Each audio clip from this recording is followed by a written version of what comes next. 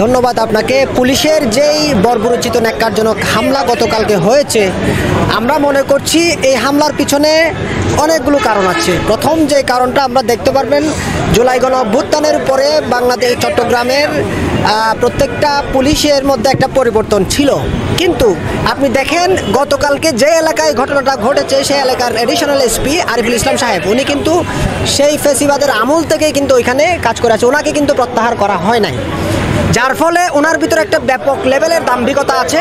আমি একটা এক্সাম্পল দিই, গত কয়েকদিন আগে আমাদের বোয়ালখালীর একটা ইস্যু নিয়ে আমরা ওনার সাথে কথা বলেছিলাম। উনি মারাত্মক লেভেলের দাম্ভিক, এবং উনি এই যে আমাদের 24-এর জুলাই গণ অভ্যুত্থানের ছাত্রদের উপরে সরাসরি হামলায় নির্দেশদাতা ছিল, জড়িত ছিল, তারপরেও তাকে ওখান থেকে অগাস্ট পরবর্তী সময়ে তাকে প্রত্যাহার করা হয়নি।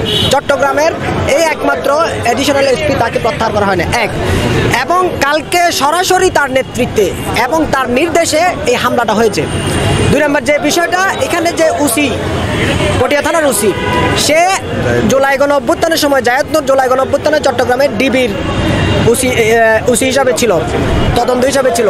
তখন উনি বিভিন্ন ধরনের ইনফরমেশন লিক করে ছাত্রদেরকে, আমাদের জুলাই যোদ্ধাদেরকে মারাত্মক লেভেলের এরা হামলায় সরাসরি তারা সহযোগিতা করছে। এরা দুজন একবারে প্রত্যক্ষ এবং প্রত্যক্ষভাবে তারা সহযোগিতা করছে।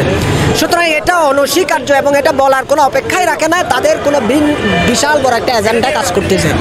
পাশাপাশি আরেকটা ব্যাপার, আপনি দেখেন জুলাইয়ের 1 তারিখে এরকম বৈষম্য বিরোধী ছাত্র আন্দোলন এবং এনসিপির নেতৃবৃন্দের উপরে বিনা উস্কানিতে হঠাৎ করে এরকম হামলা, আমরা এদের পুলিশের আমাদের বিরুদ্ধে একটা টেস্ট ম্যাচ হিসেবে নিচ্ছি, এবং তারা এটাকে টেস্ট করছে যে ছাত্রদেরকে আমরা এখন হামলা মাধ্যমে কি প্রতিক্রিয়াতে আসে সেটা তারা দেখার অপেক্ষা রাখতেছে। হয়তো সেটা থেকে তারা ভবিষ্যতে ছাত্রদের উপরে নির্মম হওয়ার একটা শুভ সূচনা তারা এবং দূরভিসন্ধি তারা করছে।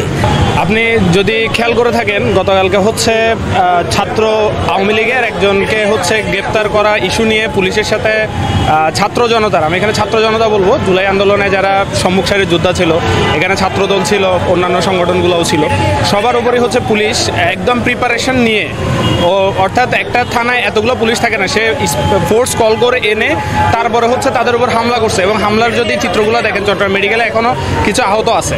তো গতকালকে রাত থেকে আমাদের যেই বিপ্লবী ছাত্র জনতা আছে তারা হচ্ছে ফুলে ফেপে উঠছে। আপনি জানলে আমি জানাতে চাই আপনাদেরকে যে কিছুক্ষণ আগে এবি পার্টি, পটিয়া জেলার এবি পার্টি পর্যন্ত আমাদের আন্দোলনের সাথে সংহতি জানাইছে, এবং দেশের অন্যান্য যে সংগঠনগুলো আছে, রাজনৈতিক দলগুলো আছে, তারাও আমাদের সাথে সংহতি জানাচ্ছে। তো আমরা আশা করতেছি এই আন্দোলনটাকে আমরা পুলিশ সংস্কার আন্দোলন পর্যন্ত নিয়ে যাব। অর্থাৎ এই যে আওয়ামী ফ্যাসিজমের যে পুলিশিং কালচার, তারা কিন্তু আমাদেরকে শত্রু জ্ঞান করে। তারা এখন পর্যন্ত, যেমন এই কিছুদিন আগে একটা ইনসিডেন্টে এই ছাত্রদেরকে মারার সময় বলছিল যে এই বৈষম্য বিরোধী আন্দোলনকে, মানে ওরা গালিগালাজ করে। গতকালকেও আমাদের রেদওয়ান সিদ্দিকী ভাইকে যখন হামলা করছে তখনও তাকে গালিগালাজ করছে যে বৈষম্য বিরোধী আন্দোলন এটা সেটা, এরকম বিভিন্নভাবে তারা করছে। তো আমাদের যে সকল নেতাকর্মীরা ছিল তারা গতকালকে চট্টগ্রাম মেডিকেল সহ ম্যাক্সিমাম নেতাকর্মী হচ্ছে পটিয়াতে মুভ করছে, এবং সেখানে টায়ার জ্বালানোর মাধ্যমে, এবং আজকে সকালে আশ্চর্যজনকভাবে হচ্ছে মহিলাদের উপর আক্রমণ করার একটা নেক্কারজনক ঘটনা ঘটে।